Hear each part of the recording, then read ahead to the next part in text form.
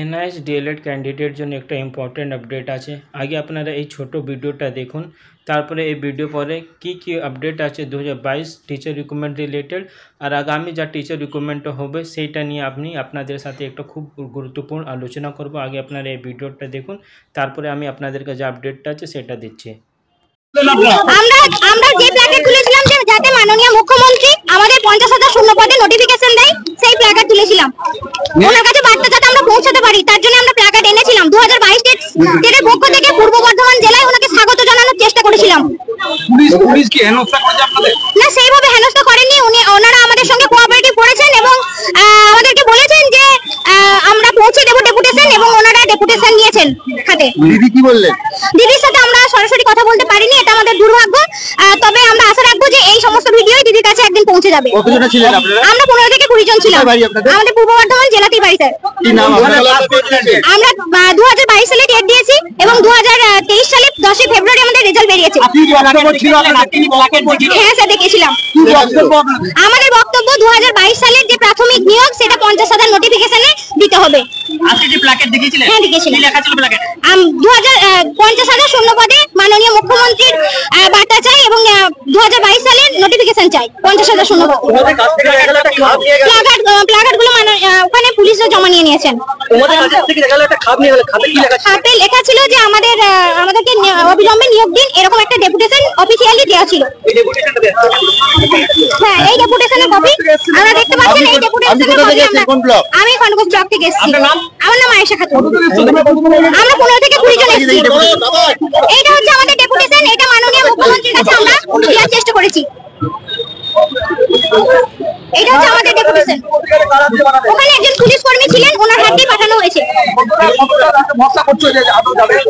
আমরা জানি না হয়তো কতটা ভরসা করতে পারছি। মন আমাদের খুবই দুর্বল হয়ে রয়েছে। আমরা নিজেরা চেয়েছিলাম যে মাননীয় মুখ্যমন্ত্রীর সাথে দেখা করার, কিন্তু আমাদের সেটা হয়নি। তবে আশা রাখবো এই সমস্ত কথা এবং এই সমস্ত ভিডিও আপনাদের কাছ থেকেই মাননীয় মুখ্যমন্ত্রীর কাছে একদিন পৌঁছে যাবে।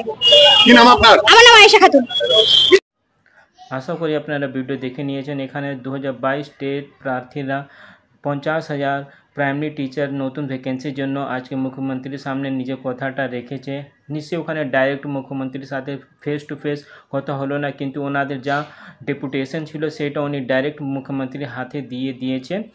এই কাজটা এনআইএস ডিএলএডরা কেন করছে না আমি বুঝতে পারছি না। কালকেও যদি আপনারা বিভিন্ন সোশ্যাল মিডিয়ার মাধ্যমে আপনারা নিজে দেখেছেন কি কালকে গৌতম পাল বাবু বিকাশ ভবনে গিয়ে সিকিউরিটির সাথে একটা মিটিং হয়েছে, আর কী করে কত নাম্বার অফ ভ্যাকেন্সি আগামী প্রাইমারি টিচার জন্য আসবে সেটা নিয়ে কালকে একটা ম্যারাথন মিটিংটাও হয়েছে। সেইটাও আপনারা নিশ্চয়ই জেনেছেন অন্য সোশ্যাল মিডিয়ার মাধ্যমে। কিন্তু এই 2022 রিক্রুটমেন্টে তো এমনি ম্যাক্সিমাম এনআইএস ডিএলএড ক্যান্ডিডেটরা বাদ চলেই গিয়েছে নিজের মধ্যে এই ডিফারেন্সের জন্য। কিন্তু এই আগামী ভ্যাকেন্সিটা যদি এরপরেও আমরা কিছু না করলে এই আগামী ভ্যাকেন্সি থেকেও আমাদের হাত থেকে বেরিয়ে যাবে। কারণটা 100% আমি বলতে পারবো এই 2024 ইলেকশন আগে নতুন রিক্রুটমেন্টটা আসবে। যদি আমাদের যা প্রবলেমটা আছে বিশেষ করে ডকুমেন্ট ভেরিফিকেশনটা নিয়ে, সেই প্রবলেমটা যদি ডাইরেক্ট নিয়ে আমরা মুখ্যমন্ত্রীর সাথে দেখা না করলে আমাদের প্রবলেমটা খুব তাড়াতাড়ি সলভ করা যাবে না। কলকাতা হাইকোর্টে অলরেডি সুপ্রিম কোর্ট যা রায় দিয়েছিল যদি আমাদের কোনো প্রবলেমটা থাকলে আপনারা কলকাতা মানে হাইকোর্টে যান, তাহলে হাইকোর্টে আবার কেস ফাইল করতে হবে। সেই কেসটা কখন উঠবে সেটা বলা খুব মুশকিল। মাঝখানে আবার দুর্গা পূজার সময় কোর্টটা পুরোপুরি 1 মাস জন্য বন্ধ থাকবে। তাহলে যদি এই দুর্গা পূজার সময় নতুন রিক্রুটমেন্টটাও চলে আসলে তাহলে আমাদের কি হবে? আমরা নিশ্চয়ই ইন্টারভিউতে বসতে পারবো, কিন্তু ডকুমেন্ট ভেরিফিকেশন জন্য যেরকম নোটিশ দেওয়া হয়েছে সেই ডকুমেন্ট ভেরিফিকেশন 99% ক্যান্ডিডেটটা বাদ চলে যাবে। শুধু আমি এই 22 রিক্রুটমেন্ট জন্য বলছি না, আগামী যদি কোনো রিক্রুটমেন্ট আসলে এই প্রবলেমটা সবাইকে ফেস করতে হবে। তো আমি বারবার বলেছিলাম অনেক যারা বাড়িতে বসে আছেন আপনাদের এই কাজটা করতেই হবে। কোনোভাবে মুখ্যমন্ত্রীর সামনে আমাদের যা প্রবলেমটা আছে সেটা ওনার সামনে তুলতেই হবে। সব জিনিসটা মুখ্যমন্ত্রী নিজে জানে না, এটা আমাদেরকে বুঝতে হবে। নিশ্চয় হতে পারে মুখ্যমন্ত্রী আমাদের যা প্রবলেমটা সেটা জেনে শুনে আমাদের জন্য কিছু ভালো করতে পারে, কারণ অন্য স্টেট যেমনি আছে পাঞ্জাব, ছত্তিশগড়, ইভেন কেবিএস, সেটা তো যেরকম ডকুমেন্ট ভেরিফিকেশনটা করেছে ওদের ক্যান্ডিডেটের কোনো প্রবলেম হচ্ছে না। বিশেষ করে আমাদের ওয়েস্ট বেঙ্গলে বেশি প্রবলেমটা হচ্ছে। সেই প্রবলেমটা ডাইরেক্ট মুখ্যমন্ত্রীর হাতে আমাদেরকে জানাতে হবে, না হলে আমাদের প্রবলেমটা খুব বেশি হয়ে যাবে। যারা ভাবছে কোর্টে কেস চলছে তাহলে নতুন রিক্রুটমেন্টটা কী করে আসবে সেটা পুরোপুরি একটা ভুল ধারণা। এর আগে যা যত রিক্রুটমেন্ট হয়েছে 2014 সালে যা রিক্রুটমেন্ট হয়েছে, 2017 সালে যা রিক্রুটমেন্ট হয়েছে, তারপরেও যা রিক্রুটমেন্ট হয়েছে, সেই রিক্রুটমেন্টের উপরে তো অলরেডি কোর্ট কেস চলছে, তারপরে তো সেই রিক্রুটমেন্টে এসেছে, সেই রিক্রুটমেন্টে অনেক কেউ চাকরি পেয়েই গেছে। এইটা পুরোপুরি একটা ভুল ধারণা আছে কি আমাদের এই 22 স্টেট উপরে তো অলরেডি একটা কেস চলছে, তো তাহলে কি নতুন করে রিক্রুটমেন্টটা কী করে আসবে? সেটা হতে পারে না। কারণটা একটা আমাদের আমি একটা এক্সাম্পল দিচ্ছি, যদি আমাদের এই রিক্রুটমেন্টটা কমপ্লিট হয়ে গেলো, NIS DElEd 20-22 regular DElEd complete recruitment পুরো রেসেস পুরো কমপ্লিট হয়ে গেলে পরেও এই উপরে কেস চলবে, কারণ তা 2022 স্টেট সার্টিফিকেট নিয়ে অলরেডি একটা কেস কলকাতা হাইকোর্টে চলছে। তো আমার একটাই কথা আছে কি যারা ভাবছে কি যতদিন এই 2022 টেস্ট রিক্রুটমেন্ট চলছে তত অবধি নতুন রিক্রুটমেন্টটা দেখা যাবে না, সেটা পুরোপুরি ভুল ধারণা। যারা ভাবছে এই সমস্যাটা শুধুমাত্র 2022 যারা পার্টিসিপেট করেছে তাদেরই জন্যে আছে, এইটা পুরোপুরি ভুল ধারণা। নতুন যখন রিক্রুটমেন্টটা আসবে NIS ডিএলএডদেরকে আবার এই প্রবলেমটা ফেস করতে হবে। এর আগেও আমি আপনাদেরকে অনেকবার জানিয়েছি, আপনারা ডাইরেক্ট পলিটিক্যাল লিডার সাথে দেখা করুন। 2024-এ আমাদের ওয়েস্ট বেঙ্গলে ইলেকশন আছে, আপনারা একটা ছোট এক্সাম্পলটা বিহারে দেখুন না, বিহারে তো অনেক কিছু আগে ছিল না, কিন্তু এই ইলেকশন সময় তো যা ওখান থেকে ডিমান্ড করা হচ্ছে ক্যান্ডিডেটদের, সেই ডিমান্ডটাকে মুখ্যমন্ত্রী নীতিশ কুমার অ্যাকসেপ্ট করে নিচ্ছে। BPSC 4.0 উনি অলরেডি অ্যানাউন্স করে দিয়েছে আসবে। তারপরে ওখান থেকে যারা ক্যান্ডিডেট ওরা দাবি দিয়েছে কি ওর আগে আমাদের স্টেট পরীক্ষাটা নেওয়াতে হবে। তাহলে কালকে আমি যা নিউজে দেখেছি BPSC 4.0-তে এমনি অভ্যর্থীরাও বসতে পারবে যারা পারসুইং ক্যান্ডিডেট থাকবে স্টেট পরীক্ষাতে। মানে ওখানে যা দাবি দিচ্ছে ওখান থেকে স্টুডেন্টরা সেই দাবিটাকে মুখ্যমন্ত্রী নীতিশ কুমার অ্যাকসেপ্ট করে নিচ্ছে। তাহলে সেই কাজটা আমরা কেন করতে পারছি না?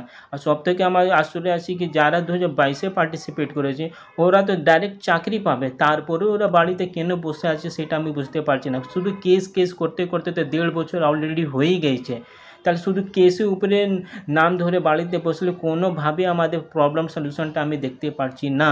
তাহলে যাদের সিলেকশন 2022-এ যারা পার্টিসিপেট করেছে ওদেরকেও একটু চেষ্টা করতে হবে কি ডাইরেক্ট মুখ্যমন্ত্রীর হাতে আমাদের প্রবলেমটা যা আছে সেইটা জানানো খুব উচিত আছে।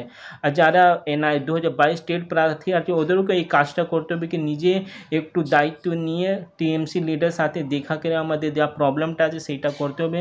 দরকার হলে একটা আমাদেরকে যেরকম 22 স্টেট রেগুলার ডিএলএডরা যেরকম দাবি দিচ্ছে নতুন ভ্যাকেন্সির জন্য, সেরকম আমাদেরকে একটা বড় আন্দোলনটাও করতে হবে। যদি দরকার হলে কি আমাদের যা ডকুমেন্ট ভেরিফিকেশন নামে যা আমাদেরকে হ্যারাসমেন্ট করা হচ্ছে সেটা পুরোপুরি ভুল।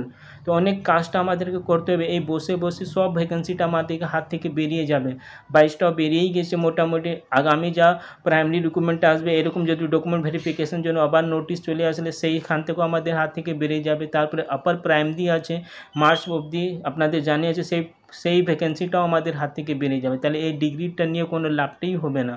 তো আমি এর আগে বলেছি, বারবার বলছি, প্রত্যেক NIS ডিএলএড ক্যান্ডিডেট এক মঞ্চে চলে আসুন, একসাথে কাজ করুন। আমার যা একটা ছোট্ট সাজেশন আছে, একটা গ্রুপ যারা কোর্ট কেস করছে তাদেরকে কোর্ট কেসে যা কাজ করা আছে সেটা কাজটা করুক, আর একটা অন্য গ্রুপকে বানিয়ে যারা TMC লিডারের সাথে দেখা করতে পারে সেরকম একটা গ্রুপটা বানানো দরকার আছে। তারপরে যেখানে মিটিং হচ্ছে মুখ্যমন্ত্রী হোক নাহলে TMC যারা হেভি ওয়েট লিডার আছে যেরকম অভিষেক ব্যানার্জি আছে, আমাদের এডুকেশন মিনিস্টার আছে, ওনার সাথে একটা গ্রুপ বানিয়ে ওনাদের চেষ্টা করতে হবে কি ওদের সাথে একটু দেখা হয় আর আমাদের যে প্রবলেম আছে সেটা ওনার হাতে জানাতে হবে, নাহলে অনেক সমস্যায় পড়ে যাবে।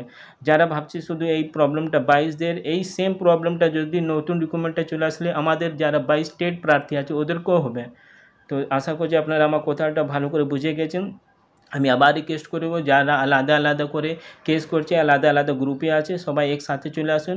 সেই গ্রুপ মধ্যে 2-3টো গ্রুপ করা হোক। একটা গ্রুপ যারা কোর্ট কেস দেখবে, একটা গ্রুপ যারা দায়িত্ব নেবে কি আমরা পলিটিক্যাল লিডার সাথে দেখা করবে, একটা গ্রুপ যদি দরকার হলে প্রাইমারি বোর্ডে যাবে। 2-3টো গ্রুপ করা এখানে উচিত আছে। একটাই গ্রুপ সব কাজ করবে, প্রাইমারি আপনাদের কোর্টের কেসটাও দেখবে, পলিটিক্যাল লিডারের সাথে দেখা করবে, প্রাইমারি বোর্ডে গিয়ে কথা করবে, অনেক সেটা সম্ভব নেই, এখানে টাইমটা অনেক কম আছে। তাহলে 2-3টে গ্রুপ বানানো উচিত আছে। সেই গ্রুপটা আলাদা আলাদা কাস্ট ডিভাইড করাও দরকার আছে। এর মাঝখানে আজকে উড়িষ্যা NIS ডিএলএডদের একটা হিয়ারিং ছিল সুপ্রিম কোর্টে, সেই হিয়ারিংটা আজকে হলো না। ওখানে একটা কনস্টিটিউশনাল ম্যাটার ছিল আপনাদের গভর্নর আর প্রেসিডেন্ট রিলেটেড, সেই কেসটা সকাল থেকে সন্ধ্যা অবধি হয়েছে, কোনো অন্য কেসটা উঠলো না। সেই কেস রিলেটেড কোনো আপডেটটা থাকলে আমি আপনাদেরকে জানিয়ে দেবো। যদি চ্যানেলে নতুন থাকলে চ্যানেলকে সাবস্ক্রাইব করুন। Thank you.